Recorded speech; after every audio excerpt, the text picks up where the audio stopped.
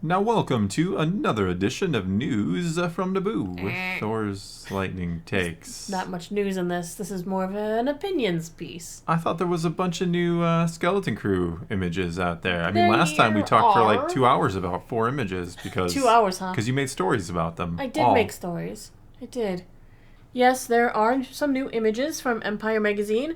They're going to be scrolling across the screen while we talk about other stuff, too. Okay, so we're not going to talk about. We'll talk about, like, 2 of them. All right. All right. So what I want to talk about are the reasons that we should, as a Star Wars community, why we should be looking forward to Skeleton Crew. Okay. Things like Andor, you don't need to say that, but... Well, Andor this, season 2, yes. I think Andor, the first season, had people who were skeptical. But first we'll kind of talk about these 2 images that I think are interesting. The first one, we have Jode Nanawood looking at some interesting carvings in a wall. Carvings that look familiar. If you played the Jedi Survivor games, they look like markings left by the Zepho, which we also And saw... similar in Ahsoka, yes, yeah. we saw on Perdia. Yeah. Connected?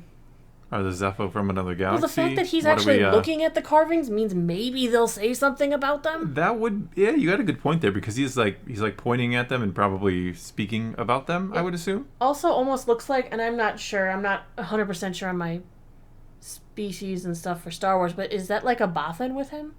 Probably not. From this distance, it's on your screen. It doesn't. I could maybe see why you think Bothan, but it doesn't look like a Bothan. It's probably just Neil in a in a robe. Maybe, yeah. Yeah. I'm gonna say no to Bothan from Neil this in a robe. distance. Speaking of Neil, the second image we'll talk about is Neil looking bored. Why are we talking about Neil Because looking it's kind bored? of cute. I don't know. This looks very earthy to me. It does. You thought they were in a kitchen at first because there was just kind of the colors and stuff remind me of like 80s colors and kitchens. Yeah, it's on your screen and it's small on your screen. You have a normal size screen, but it's kind of like a small thing. And I was like, is that a kitchen? Is he in a kitchen on No. Earth? And you're like, that's a school. It's a school, I It's think. like, oh, okay. Yeah. But let's get back to the topic at hand. And I'll Sure. put the other images up randomly and stuff. All right. All excitement for Skeleton Crew. Reasons we should look forward to it. Okay. I'm gonna. All right. I'll play along. All right. Can I like be a devil's advocate, or You do you can want do me to whatever be? you want. Okay. I'll do whatever I feel I Yeah. must. First off, because I wrote these notes while I was at work today. This is what I That's do what you when do things are a when- little quieter. Yep. Nobody needs banking advice. From all the things that we've heard about the show, it almost sounds like they are moving back to, let's say, Star Wars roots. They're trying to mix this storytelling in with the traditional puppetry and with cutting-edge technology, which Star Yeah. Wars was known for cutting-edge technology, and they had amazing puppetry. They did, yeah. Yes, they They did. did mix. They did what they had to Mm-hmm. do back in the day to make it work. So that makes it sound like this could look, possibly feel more like the original stuff because they're including those puppetry elements in stuff that were big back then. Potentially. I Mm-hmm. mean, yeah, because when you watch the old stuff now, like, yeah, that you can tell that's a puppet, which is fine. I'm not. That's Just not like a when they complaint. It's CGI'd Yoda. that was a bad idea. I'm glad they replaced.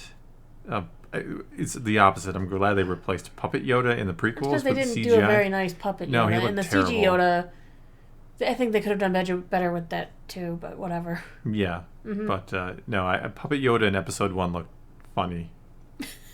Because they made the whole thing look too clean cut. And He looked too young. well, when you have a CGI character know. like Jar Jar Binks walking around, Yoda Yeah. being a puppet sticks out in the wrong ways.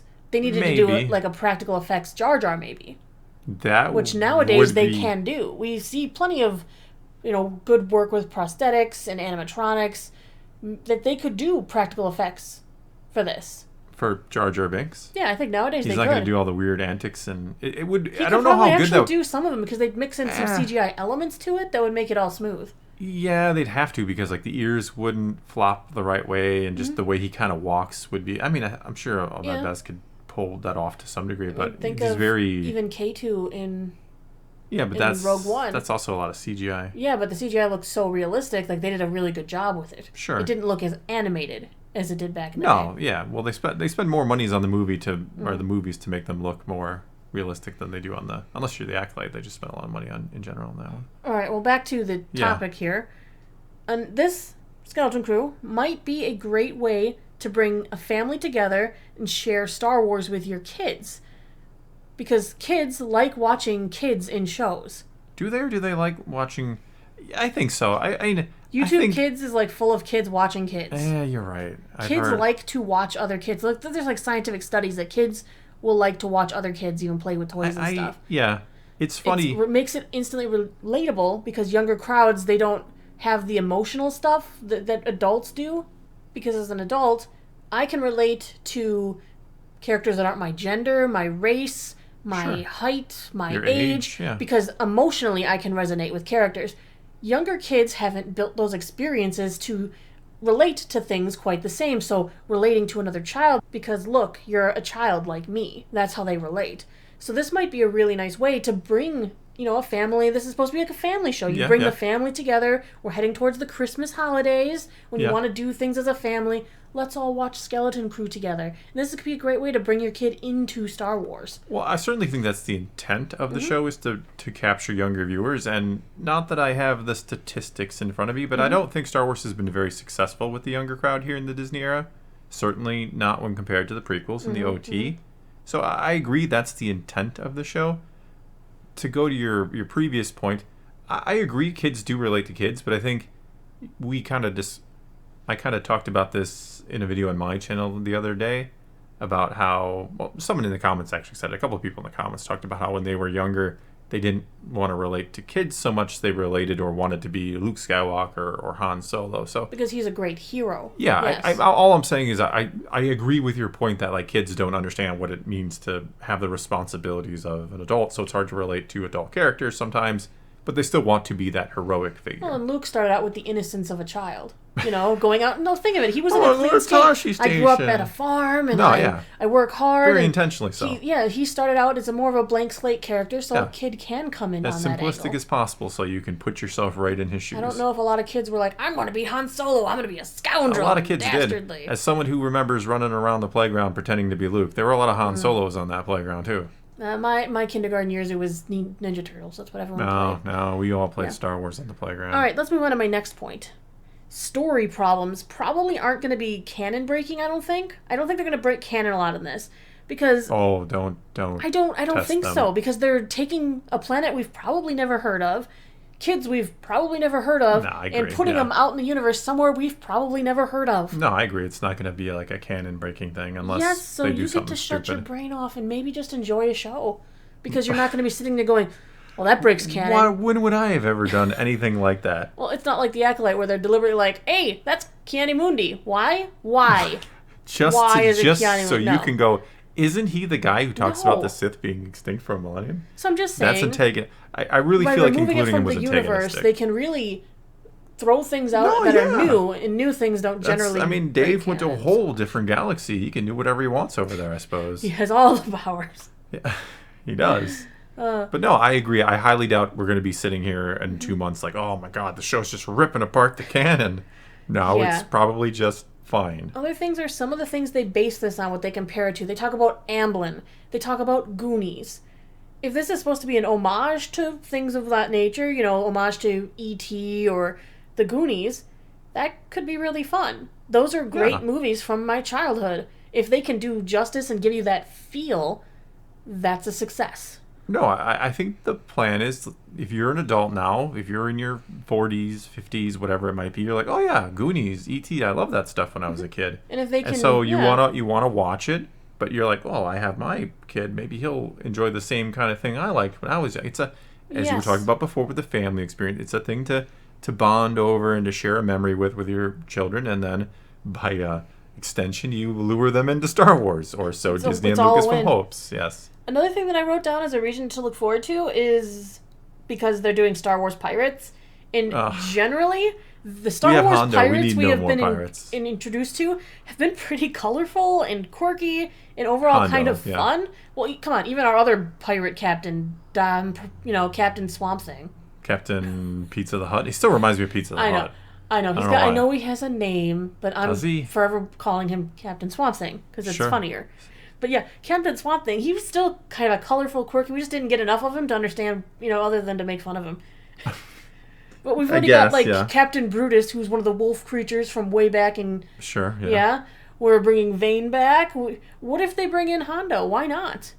Why I can't would Hondo not be be somehow shocked. involved? We know he's alive because he's at the Disney theme park. Just get the animatronic and use that. And, kidding, Just but I wouldn't be shocked to see Hondo. I've heard that animatronic's very good. It could probably be that in as there. well. Yeah. But why not?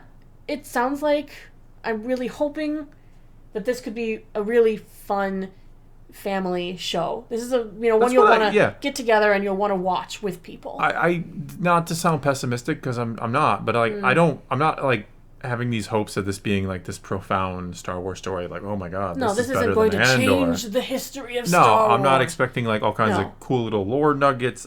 Like I said, it's going to be all new, different areas, characters, all that. Which is I healthy. am hoping for just a fun action adventure story that like this is just good in and of itself because it'll need to be because I don't think it's going to rely too heavily on the whole Star Wars nostalgia to a degree, of course, but not like, hey, look, Luke comes in to save the day, or... And how many times have we said on this, and you even said on your own channel, that Star Wars is a big universe, why are we always seeing the same people running into each other? Absolutely. This show could break that mold and go, you know what?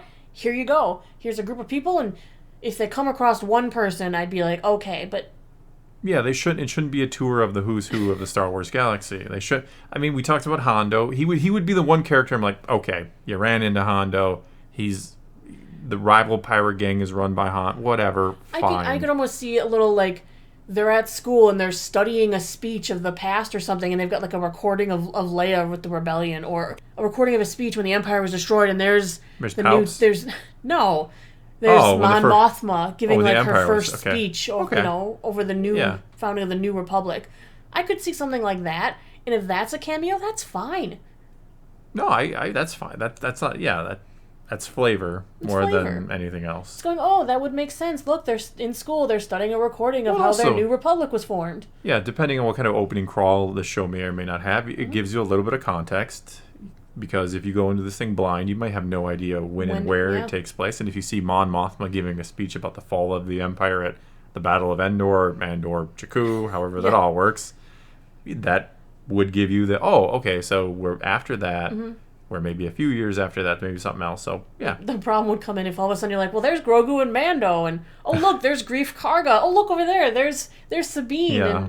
Yeah, don't. No, there's Ezra and Hera walking around. I was like, I'd be like, why? Why did you have to put all of them in? Though I will say, if the show is bad and episode, say, 6 or so rolls around and all of a sudden you hear that Mando music and he walks out and you're like, we saved it. We saved it. Here's our Mando episode. This is Mando season 3.5?